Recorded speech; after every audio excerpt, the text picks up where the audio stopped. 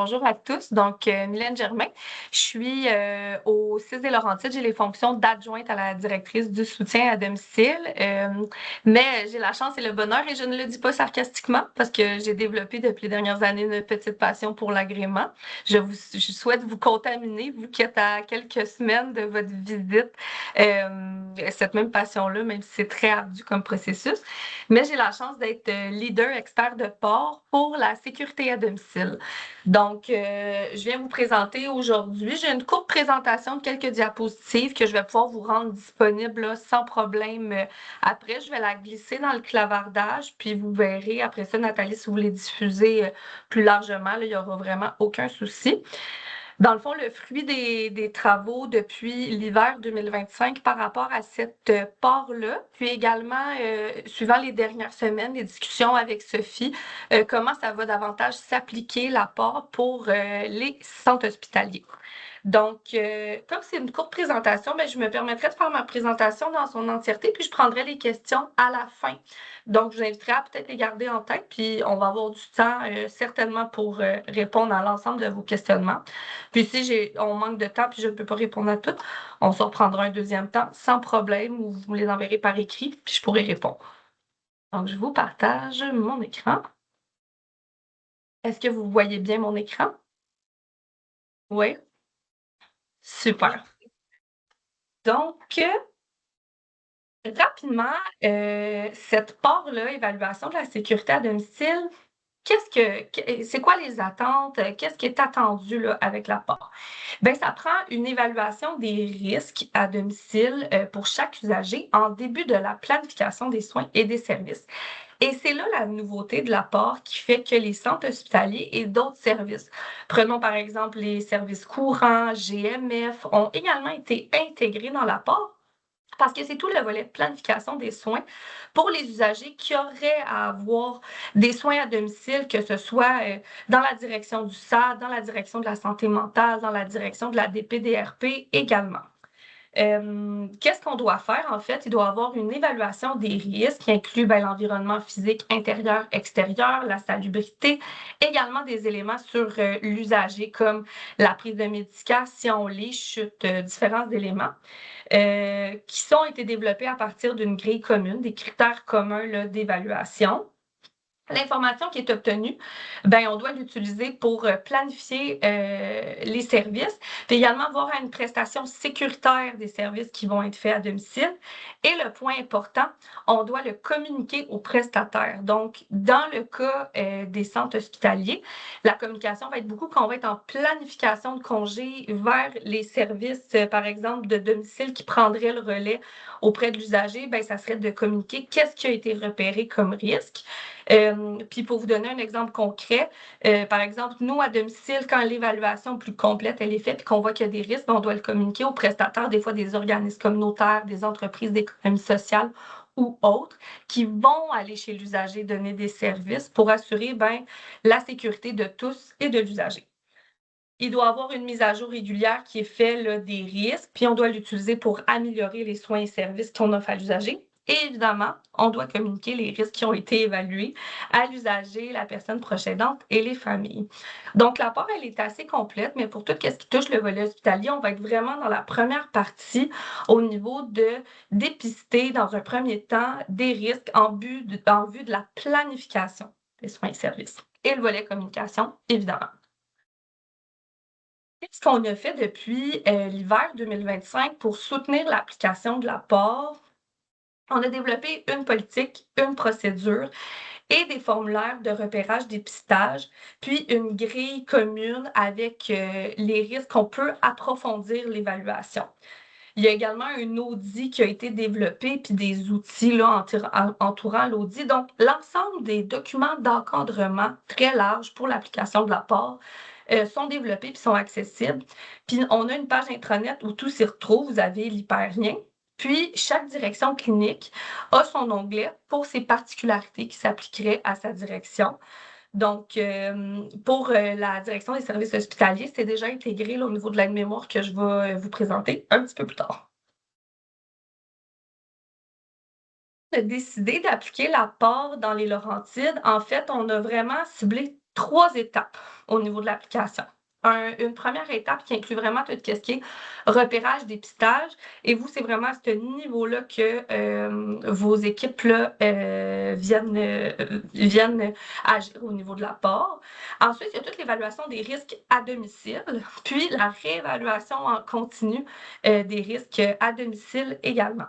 Donc, pour appuyer toute la notion de repérage, dépistage, on a un formulaire qui a été développé qui permet vraiment de voir c'est quoi nos critères de dépistage qu'on a ciblés. Puis, comme je disais, on a une grille pour approfondir l'évaluation des risques en fonction des éléments qui ont été dépistés.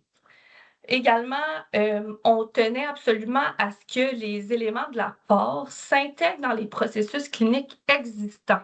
Donc, pas rajouter des étapes supplémentaires, pas rajouter un dépistage supplémentaire, des éléments supplémentaires à faire, mais vraiment de voir quel processus on a en planification de congé ou dans tous les autres milieux, puis qu'on peut intégrer le dépistage ou l'évaluation des risques à domicile. C'était vraiment important là, pour nous puis les membres du comité interdirection aussi.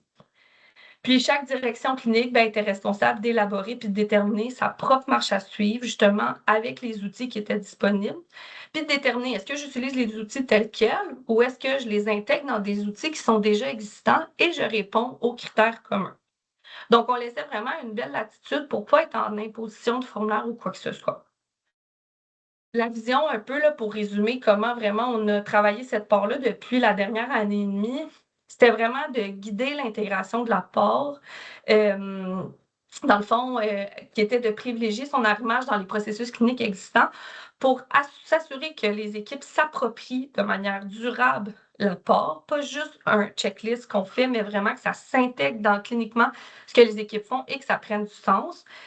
Plutôt que de juste ajouter un formulaire ou une démarche parallèle qui nous aurait dit, bon, ben c'est fait, mais qui n'aurait pas eu de sens clinique, puis qui n'aurait pas eu de valeur ajoutée en bout de ligne auprès de l'usager.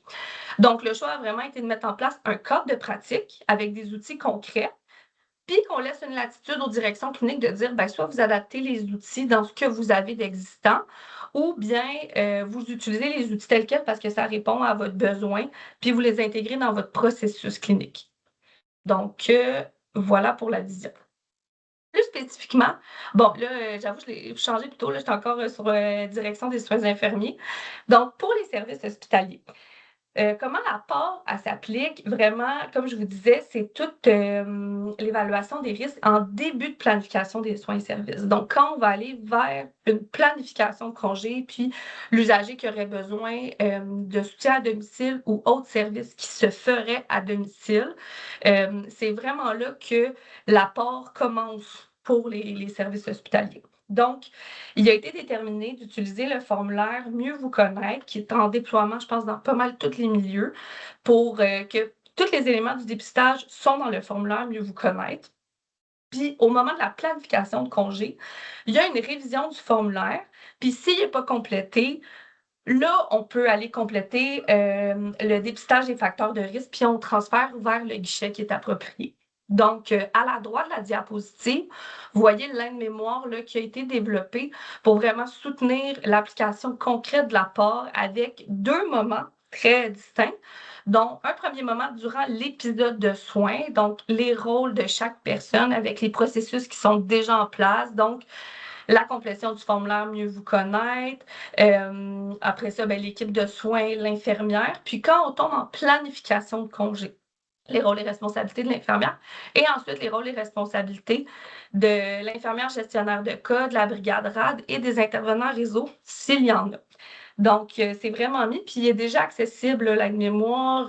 Certains de vos collègues avaient été consultés pour voir aussi si ça fait du sens de l'intégrer comme ça. Dans le PowerPoint, vous avez l'hyperlien ici pour vous rendre à cette aide-mémoire-là. Puis avec ces éléments-là, on complète vraiment la boucle de la planification des soins et services pour le volet du dépistage des risques à domicile. Puis après ça, l'équipe qui va aller à domicile va partir du premier dépistage qui a été fait pour aller compléter une évaluation directement chez l'usager. Ben, c'est tout. Quand je vous disais que c'était une très courte présentation. Donc, je voulais pas trop m'étendre sur les théories là, de l'apport, mais aller plus rapidement dans le pratico-pratique. Donc, je ne sais pas s'il y a des questions, des commentaires, des interrogations qui restent. J'étais très claire. Nathalie? Je pense que ça semble être ça. Ça semble être très clair. De toute façon, la documentation va être déposée là, pour tout le monde. Exact. Donc, si jamais on a des questions par la suite, j'imagine, Mylène, qu'on peut te solliciter là, s'il y a des petites précisions qu'on a besoin. Absolument. Sophie Génial. Coulombe aussi, qui maîtrise vraiment bien le processus qu'on a travaillé ensemble. Je vous ai déjà envoyé dans le clavardage la présentation. Vous avez tous les hyperliens dedans. Donc, ben pour moi, ça complète. Ben, je vous souhaiterais une bonne fin de préparation en vue de votre visite en septembre. Puis, ben, moi, ça complète les éléments que j'avais à vous partager ce matin.